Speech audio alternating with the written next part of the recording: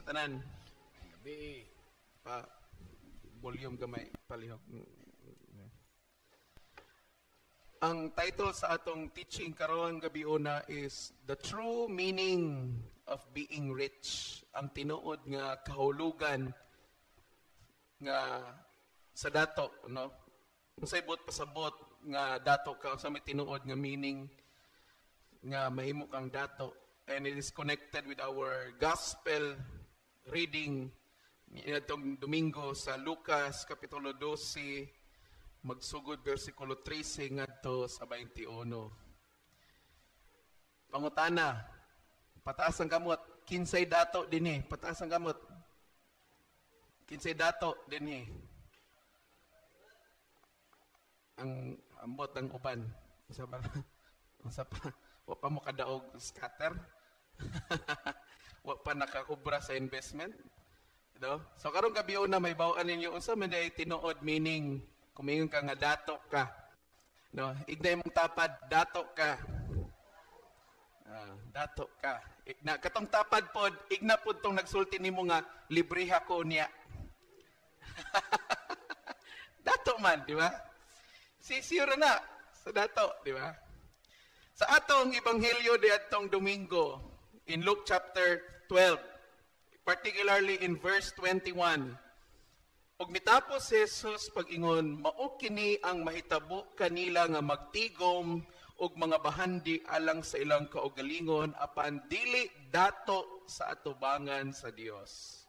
Manato isgutan karon, unsay pasabot nga dato ta atubangan sa Dios? The world defines being rich as one who possesses a lot of wealth, money, fame, and fortune. Ang kalibutan, ang definition sa kalibutan sa word nga dato or rich is kung daghan ka o katigayunan, daghan kag kwarta, sikat ka, o daghan kag bahandi. Mao na ang definition sa kalibutan. Being rich, di ba? Money-wise, daghan kaayo mga tao karon nga sa Pilipinas lang alone, daghan mga milyonaryo sa Pilipinas. Kung kwarta la istoryahan, daghan sila katigayunan, kayutaan, bahandi, uguban pa. Sikat sila.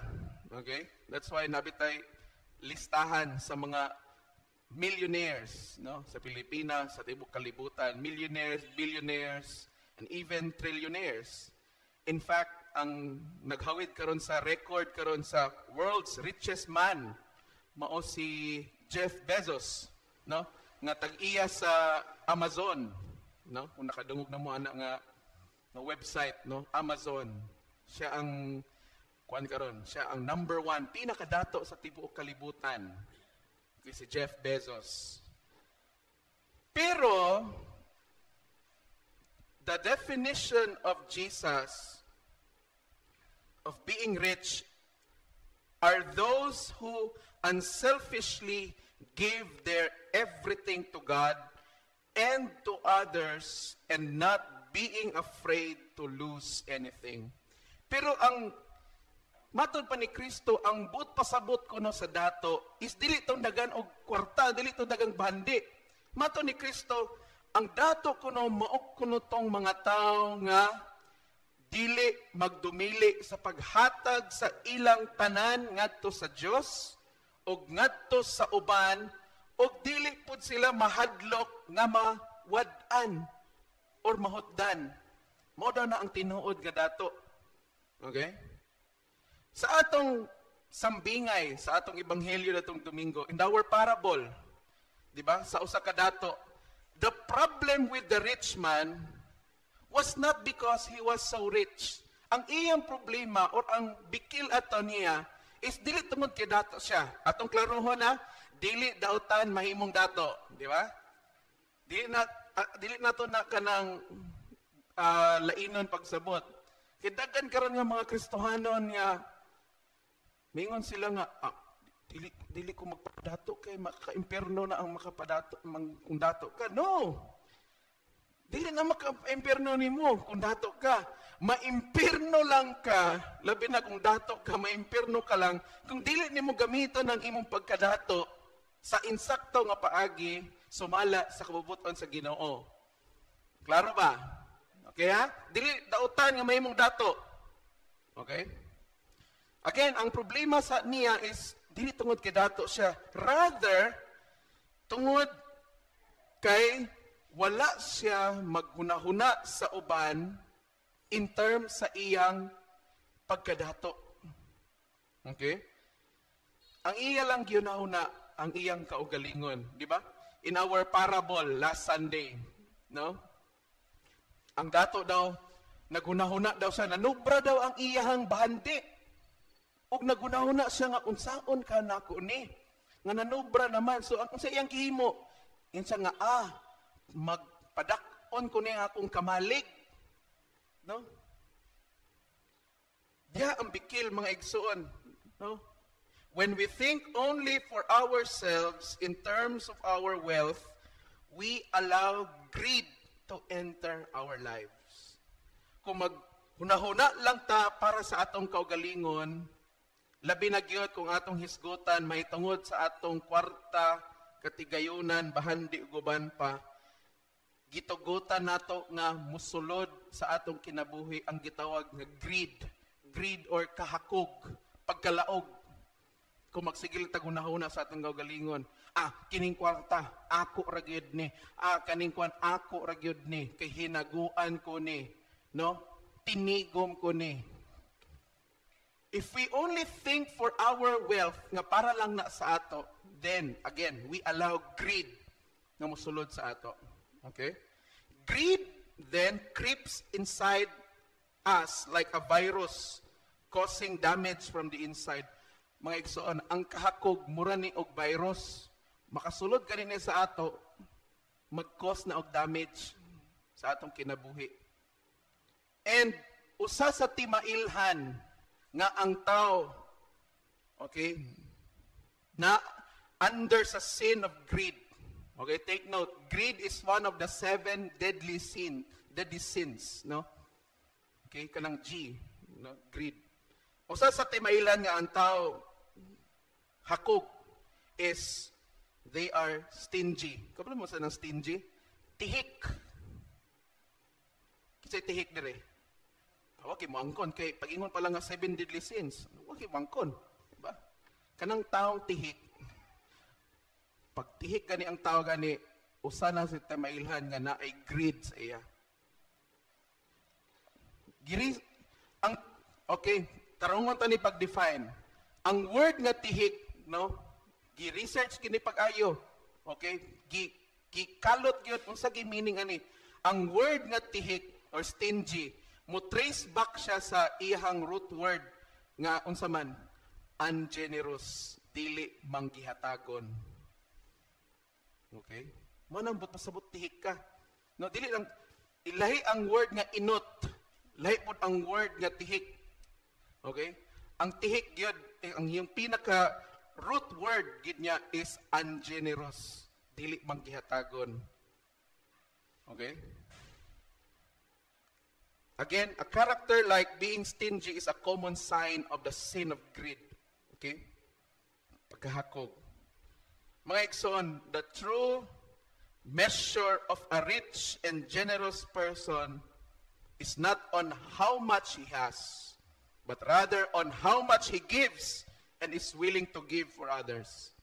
Ang tinuod nga sukod sa dato og manggihatagon nga tao, dili mao kung unsa kadaghan ang naa sa iya, kundi kung unsa kadaghan ang iyang andam nga ihatag ngadto sa uban. Amen ba? Mao nang tinuod nga sugdanan sa usa ka dato ug manggihatagon nga tao. Dili sa gidaghanon sa iyang kabtangan, bahandi, but kung unsa kadaghan ang iyang andam ihatag para sa uban. Okay? Jesus gave everything to us and still continues to give us everything because He is a generous God. Si Kristo gihatag niya ang tanan sa ato ug padayon nga gihatag sa ato ang tanan hangtod karon tungod kay manggihatagon siya nga Dios. That's why we are always encouraged every time we give our tithes and offerings. We give not because obligado ta to give. No. We give because God is generous. That's why kita nga hinimo sa hulagway sa Ginoo, we ought also to give. Kinahanglan nga mo hatag pud ta. Okay?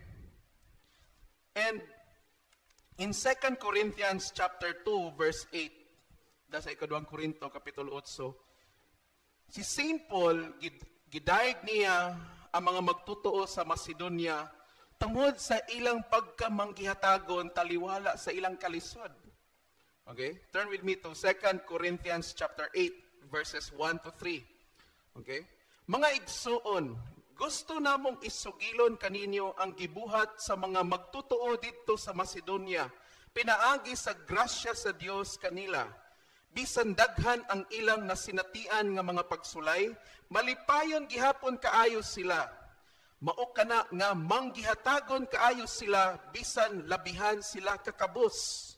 Makapamatuod ako kaninyo nga ang ilang paghatag dili lang sumala sa ilang makaya kundi labaw pa niini o kinabubuton nila kining gibuhat. Gidaig ni St. Paul ang mga believers dito sa Macedonia tungod kay they were still able to give. Taliwala silang kalisod.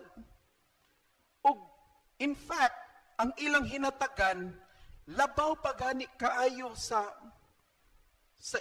buot lang unta nilang pwedeng mahatag. Okay?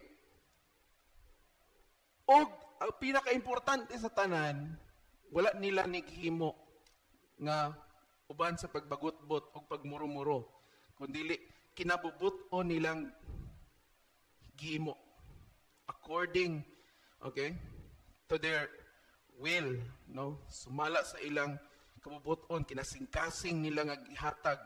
Bisag wala na ila, bisag taliwala sa kalisod.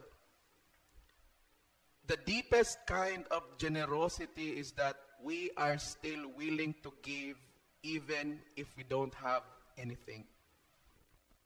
Mga igsoon, ang laom nga definition sa pagkamanggihatagon is kanang muhatag gihapon ta ngadto sa uban bisag walay atua. Can we do that? Mahimo ba nato na, Father, saan ako paghatag kung walay ako ah? Actually, that's the cycle karon nga panahon. That's the mindset of many people, especially mga Kristohanon. Aya rata mo tabang kung naanatay ikatabang. Aya rata mo hatag kung naatay ikahatag. Moingon dayon ta nga kinahanglan nga naasay ako aron nga makatabang ko sa imo. Mga igsoon, that's a wrong mindset. Tanawa ang mga magtutuo sa Macedonia. Taliwala sa ilang kalisod. Apan nitabang gihapon sila. Nihatag gihapon sila. Okay? Nganuman, tungod kay ingana ang ilang kadasig o paghigugma sa Diyos. Okay? Gihatag na sa Ginoo sa ato ang tanan. Ang pangutana, unsa may dili nato pwedeng mahatag sa uban nga wala gihatag sa Ginoo kanato. Diba? Naday kanta, nagingon nga, what can we give that you have not given? Unsa may among mahatag sa imo Ginoo nga wala pa nimo gihatag namo? So balihon nato. Unsay dili nato mahatag sa uban nga wala gihatag sa Dios nato?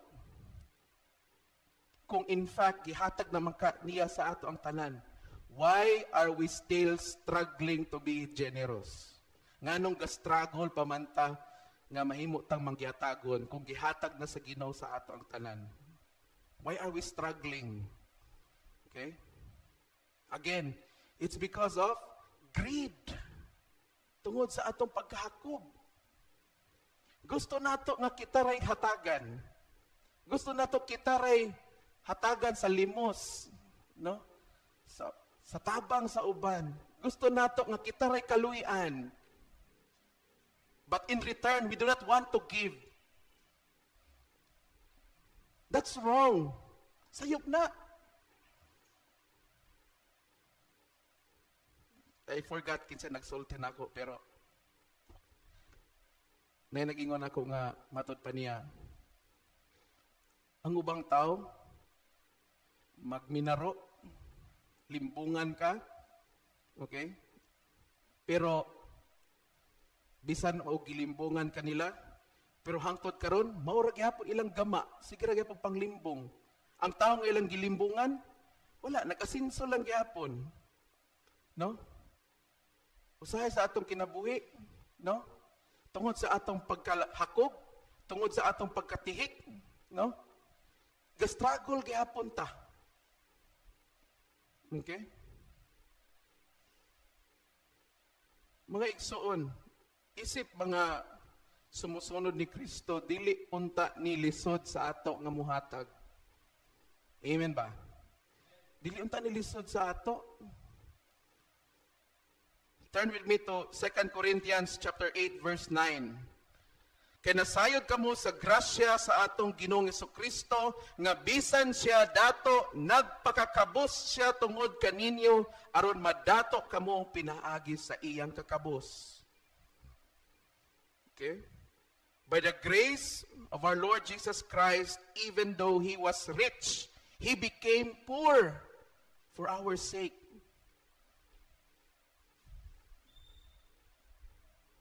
If we really are true believers and followers of Jesus, then we are rich because we have Jesus in our lives.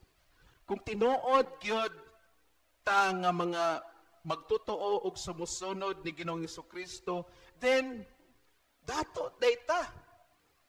Tungod kay naaman kanato si Kristo.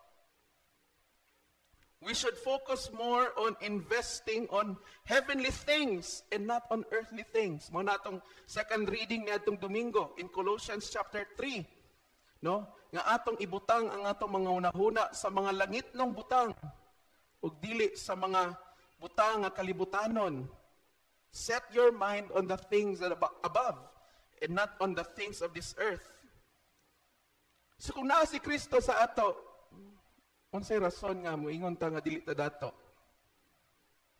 Amen ba? Nga ang Ginoo may tag-iya sa tanan. Unya mayon ka pobre ko? Dili ka tinuod nga sumusunod ni Kristo. Ang ato ramang gisukod sa atong pagkadato is kung unsa atong financial status, unsay ma-afford nato.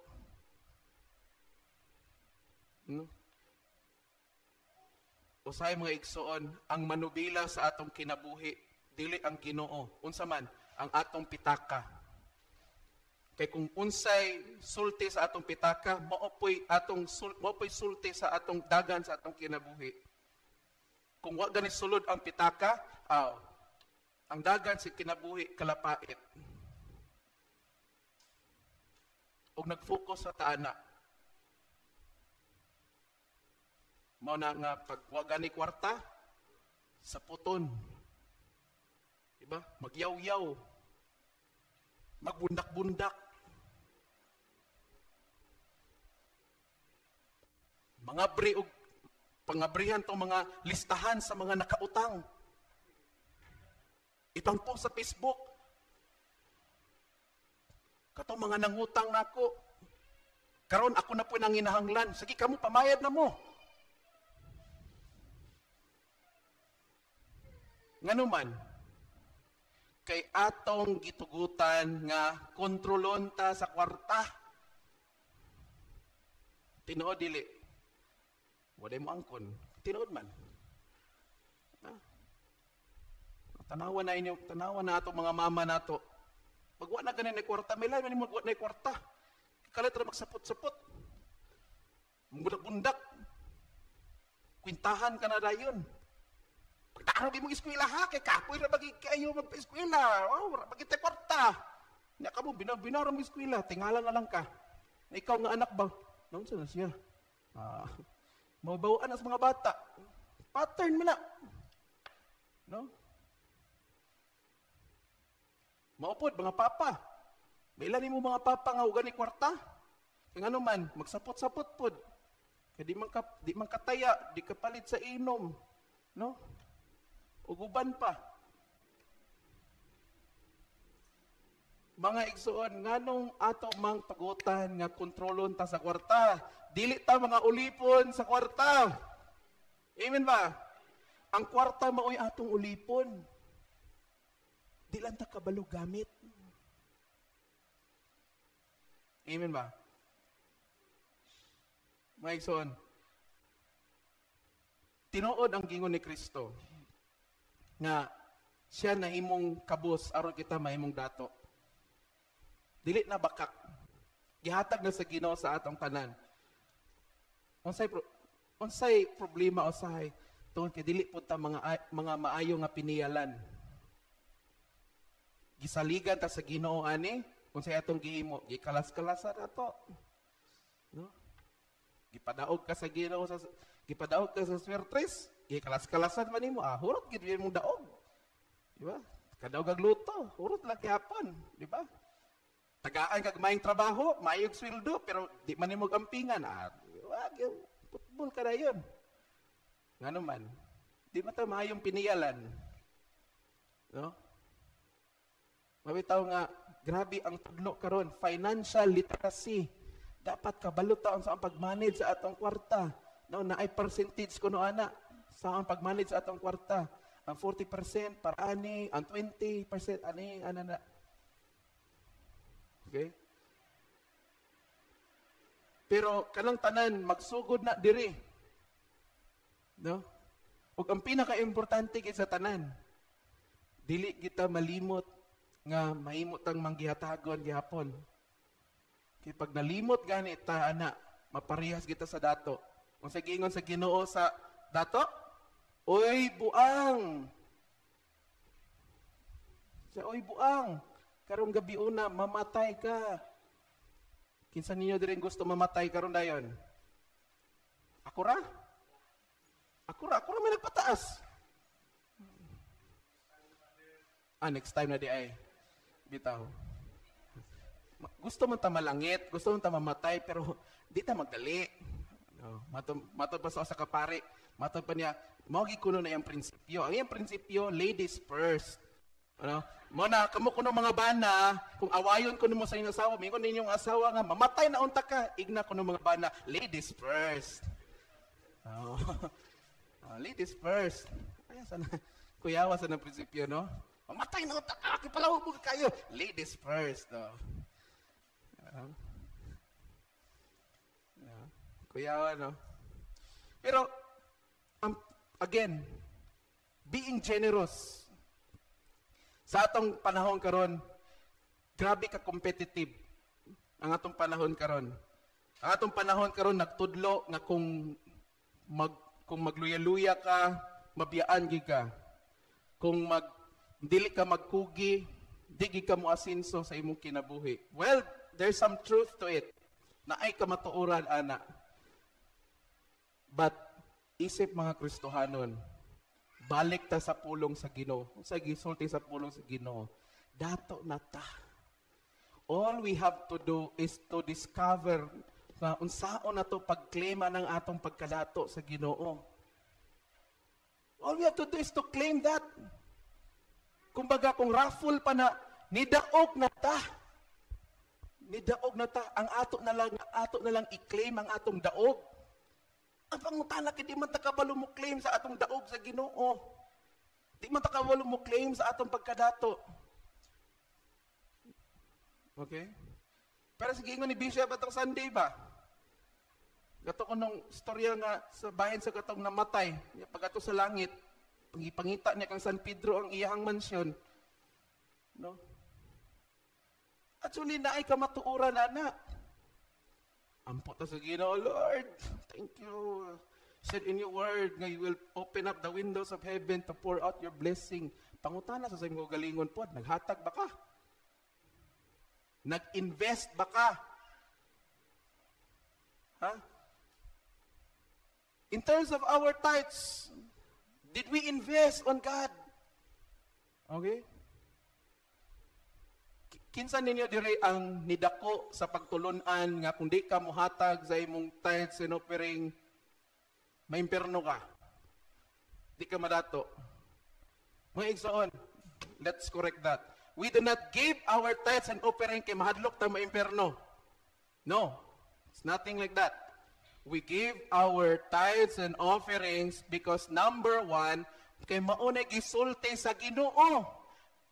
It's because we want to obey God.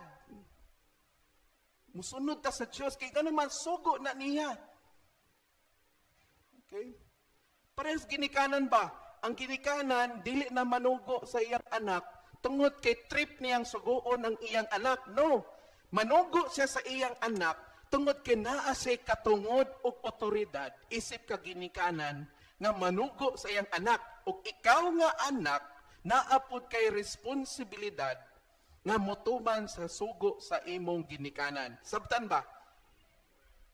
Ingana yapon sa Ginoo kay mga anak man ta sa Dios, gitagaan ta niyag sugo nga tumana ni. Kay kung tumano nato ni, musunod ang panalangin. That's why we are blessed not because of how much we give, but we are blessed because of our obedience. Amen? Gibless ta sa Ginoo dili tungod kay dako atong gihatag. Gibless ta sa Ginoo kay nagmasinugtanon ta. Sabtan? Okay? Muna nga kita pod, no? Because we are rich tungod kay dato ta. That's why it's not impossible for us to give. Okay? But then, again, the problem is, what we see, moro ni atong tuuhan. Mingon ta, example, karon, kadungog mo diri nga dato ta, pero pag-abot sa inyong balay, asa may dato, ani. Pag-abri mo sa iyong pitaka, may giingon nga dato, dani. Ayaw tanaw lagi anang butang, danang mga butang. Mobitaw nga ningon lagi sa San Pablo nga ang imong unahuna ibutang dito sa mga langitong butang. Ang imong bahandi, ang atong bahandi, wala din dito ara dito sa langit. Pero kung ikaw mismo nasayod ka nga wa ka ga-invest dito, mo na makaingon gi ka nga pobre ginay ko. No? Pero tanawa gani unsa ka maluluyon og maayo ang Ginoo. Even if we're not generous, even if we're not investing on God, but because of His grace and mercy, yatagan kaya punta niya.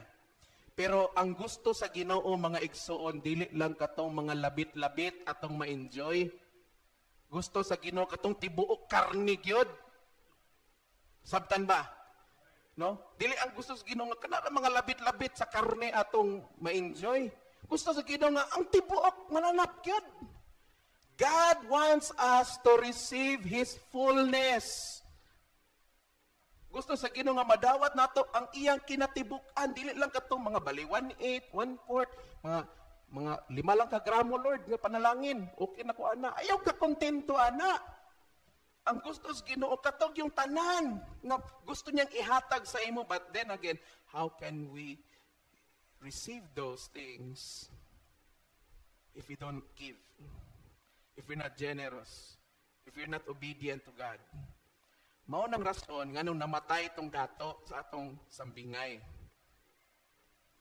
Wag sa kauna-una no nga daghan kay akong kuan. Magpa-feeding program ko. No? Magpakaon ko sa mga silingan. Wala ang iyang giuna-una gid. Gubaon ko ni akong kamalig karon, padakon ko ni. Tanawara.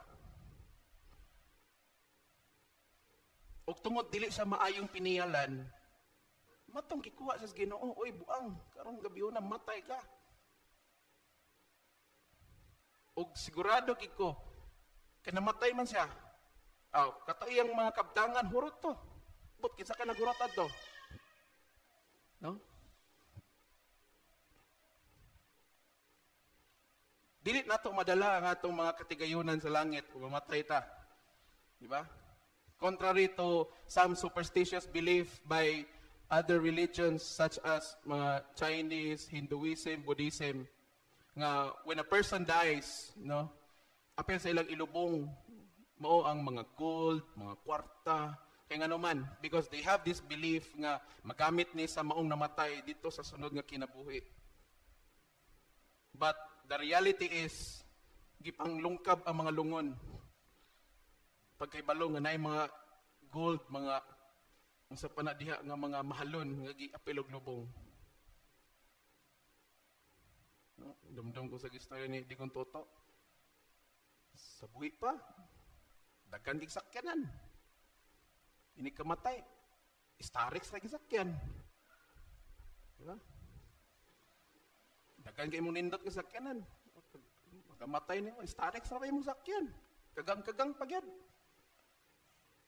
Sa buhi pa ka, dako kay mong balay, grabing panindot si mong balay. Di mo simba kay magpanindot ra sa balay, magpanginlo sa balay. Pagkamatay, ang imong balay nga dako kayo kaniadto sa buhi pa ka, imong balay pagkamatay nimo, ana lang kadako. Ipaslak ra pagi ka. Ang uban, ibundak pa. Di ba? Like so, and that's the reality of life. Again, the Bible does not forbid us nga mahimo tang dato. In fact, paningkamot gid mo nga mahimo mong dato. No? Mga kabataan, pag-eskwela mo, dili man ang pag-eskwela may makapadato ninyo, pero ang kaibalo nga inyong makuha ninyo. Pag-eskwela mo. Pero kung mag-eskwela gani pod mo, unya dili ninyo laki pa ng Pangginoo, patay. Diha gid mo magka-problema. Amen ba? Manarbaho ta, unya dili na to laki po ng Ginoo sa atong trabaho. Nagtrabaho ra ka para sa wala. In everything you do, always include God. Kasi siya ang source sa tanan. God is always the source. There's no other source. No? Wala laing tugdan. Mapatad itong ikanta ganina, no? In Christ alone, I place my trust. Okay? In every victory, let it be said of me, my source of strength, my source of hope is Christ alone. Ang Diyos ra gyud ang atong tinubdan. And sometimes, mani atong bantayan, kining atong pagkadato, delikado ni, okay? Pag nasubrahan tagkadato, bitaw, na wala to gilakip ang Ginoo, ikalimtan nato, kay aside nga mahimo tang hakog, no? Atong isipon, atong kaugalingon pod nga Dios. Ato diding i-take credit. Tungod kikugihan manggud-kugod. Manang nga naabot nako ni. Pero sa panahon nga nagluya ni sangpit sa Ginoo, gitagaan sa Ginoo kusog, ang ending wa nay Ginoo, ako gid ni. Di ba?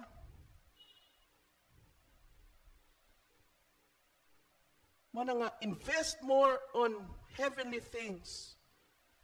Timan or dumdumi, unsay solusyon sa Ginoo nga dili ta mabalaka ani nga kinabuhi. Okay? Seek first His kingdom and His righteousness. Manay solusyon sa Ginoo nga dili ta mabalaka sa mga butang ninyo nga kalibutan. Unaw na to pagpangita kuno ang iyang gingharian o ang iyang pagkamatarong. Kay ano man, kung buhaton nato na, unsay resulta? Unsay resulta? Og ang tanan nga butang iyang idugang kanato. And all things will be added unto us if we seek God first and His righteousness. Amen. Before na idugang sa Ginoo, pangitaon sa nato siya, unahon nato siya. So whether you are working, whether you have a business, pangutan na imo ko galingon. Unsay rason ngano nagnegosyo ko? Unsay rason ngano nagtrabaho ko? Kung ingon ka nga ang imong rason kay aron nga makapalit ka og binlod o ginamo sa matag adlaw, mapobre ka na. Pero kung ingon ka nga ang imong rason kay para sa kaymayaan sa Ginoo, para mahimo kong panalangin sa uban, then you will be blessed, and be blessed. I'm not speaking of prosperity gospel. Wa ko manglanan ninyo. Prosperity gospel. I'm telling you the truth. No? Nakitindahan. Pero kung ang imong tindahan, mahimong rason nga dili na ka makasimba, di na ka makaalagad sa Ginoo, dili na ikaw ang tag-iya sa imong tindahan. Ang tindahan na mo'y tag-iya nimo. Ha? Nakitrabaho. Pero kung ang imong trabaho, mahimong rason nga mawala ka sa pagpangalagad, mawala ka sa pagsimba, wala ka sa imong relasyon sa Ginoo, ang imo ng trabaho may tag-iya nimo. Dili na ikaw may tag-iya sa imong trabaho. Nag-eskwela ka. No? Study good. Bilar good. Pero kung tungod anak, di nakakasimba, di nakakaserve, di nakakaalaga, di nakakatiman sa imong relasyon sa Ginoo. Ang eskwelahan na po'y tag-iya sa imo. Ang imong kurso na may tag-iya nimo, dili na ikaw may tag-iya. Mo na ang ending, ulipon lagi ta. Amen? Diba? So, mana atong likaya na to. That's why we have to ask ourselves, para kang kinsa nato ni gihimo, para ba ni kay mayaan sa Ginoo? Para ba ni sa ato lang nga katagbawan? No? Kay mga igsuon, magbantay kita. Kay dali ra ka, kay grabe makahaylo ang kwarta. Pag nanagan ni kay kwarta, sus, patay, dali ra kay malimtan ang tanan. Malimtan paghatag ang tithes, no? Kay wa pa naabot ang kwarta, paingon pa lang. Pero sa una-una, nahurot na gasto. Diba, ingana natog kinayaw sahay, kana magsweldo, labi na magsweldo bitaw, manarbaho ka. Uy, hapit na, sing sweldo na. Ha, kuha na, ang 500, amo i-Jollibee, unya ang 1,000, ang ikwan sa Shopee, unya ang uban.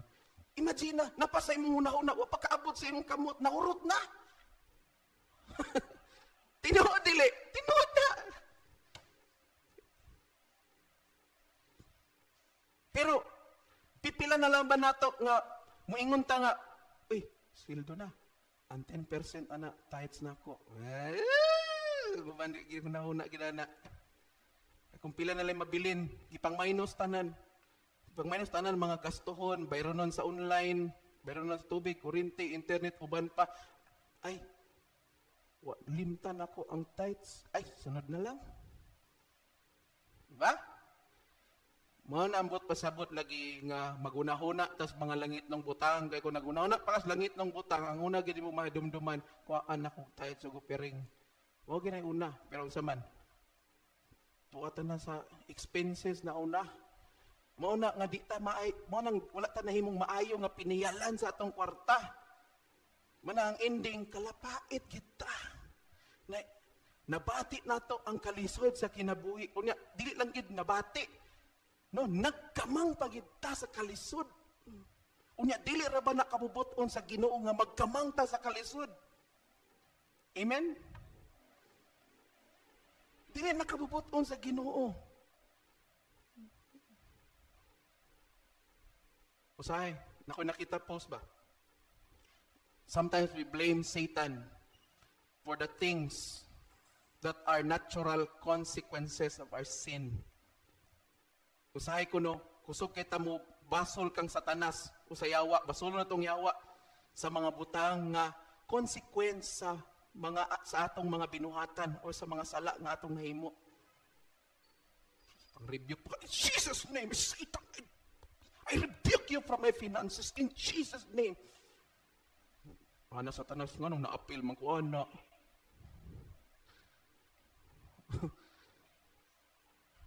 Masol tas yawa kay nagkalisod ta. Uy, tanawa sa imong kaugalingon, basig ikaw tong yawa. Ha? Basig ikaw ang nagkinahanglan og rebuke. Sulon tong yawa ng yawa nga ako na malang tanan ninyong pagsulon ay. No? Natural nga consequence, resulta sa atong pagpakasala, resulta sa atong dili may binuhatan. That's why we have to understand, kinanasabto na to. Again, that it's not God's will nga magkalisod ta, but God promised us an abundant life. as what our bishop would always tell us, abundant life doesn't mean nga milyonaryo ta, no? Kung itugot magaling sa Ginoo, good. But abundant life means makakauntas, ikapila sa kaadlaw, maka-snack pa, maka-midnight snack pa, makapa-eskwela sa atong mga anak, makabayad sa atong mga bayronon. That's what abundant life means. Amen ba?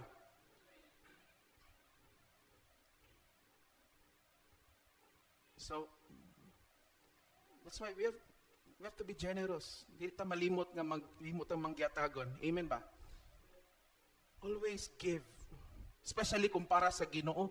Ayaw ninyo tihika ang Ginoo mga igsoon. Ay, pagtinik, sabi bitaw, kanang alang-alang atong panghatag sa Ginoo. No? Kung mag-upiring na manggaling tagprutas, katupong nidaot pod. Ayun po itong nidaot sad. Kung mag-upiring na manggaling tag mananap sa Ginoo, katupong masakiton nga mananap pod. Ano? Kung mag-upiring tag mga silhig, kanang lampaso, uban pa, katupong mga ginamitan pod nga hap katong hilis na pod, kaayayo sad na. No? Always give God the best of the best. Ihatag yun ang pinaka-the best sa Ginoo. Attitude di continual ba? Pag mag-prepare gina sa yantay sa Kristi, inahinay gina siya. Tanaw niya, susiyo na niya kada papel kung nabay lumi, gisik ba? Kaya mga lumi o gisik yan ay padaplin. Ang ihatag niya katulong mga pinaka-the best yun. Kung mahimo, plansahon pa ang kwarta. Para mawala ang lukot, pwede. Ingana ang attitude ka naman, kaya nakasabot siya nga ang iyang kihatagan na hindi basta-basta. Ngunit ang Diyos, nga iyang kialagaran, ang nagluwas kaniya, ang Diyos katag-iya sa iyang kinabuhi, ang Diyos nga nagsangkap sa iyang mga panginahanglan, ang Diyos nga nag-ayo sa iyang mga sakit, sa panahon nga masakit siya. Kita ingana ba nga itong attitude towards God? Diba? Lord, tayo tayo mong gusto, Lord, hap. Muhatag lagi ta, pero nagbagulbol, mampod. Dili ang tataingana nga mga Kristohanon. Manakarong Domingo, I invite you to church, no? Simba mo karong Domingo. Atong ebanghelyo is a continuation. Nindot kaya atong ebanghelyo this Sunday. Padayon sa atong gospel last Sunday. Patagaan mo na kog hint. Nagsulti si Ginoong Kristo kung asa ang imong kasing-kasing. Okay? At kung asa ang imong bahandi, tuwa usab dito ang imong kasing-kasing. For where your treasure is, there your heart will be also. So, that's for next Sunday. Amen ba? Amen mga dato? Amen mga dato? So, pangutanon gani mo nga, dato ba mo? Ignagi nga dato ko. No? Last verse. Matthew chapter 5, verse 3. Bulahan ang miila nga sila kabos sa mga butang nga espirituhanon kay maangkon nila ang paghari sa Dios. Blessed are those who are poor in spirit, for they shall inherit the kingdom of God. But we are so blessed. In fact, i-bless kita pag-ayo sa Ginoo. Walay panahon sa atong kinabuhi nga wala tagi bless sa Ginoo. Matag segundo sa atong kinabuhi, God has blessed us. No? Ang importante nga dili ta malimot sa iya. Especially kamo mga ministers. Saya dili ra kayo makalimot sa Ginoo. Labi na pag nangabisi na mo, pasagdan ng mga ministry diya, panglabay na diya, fala mo diya. Basta kay busy ko. Pag-abot sa panahon, pag-abot sa punto nga gikapoy ka na, asa ra makamudagan, Ginoo ra magyapon. So dita malimot sa Ginoo. O kita pod nga mga Kristohanon, always remember God. Amen? Announcement. Okay?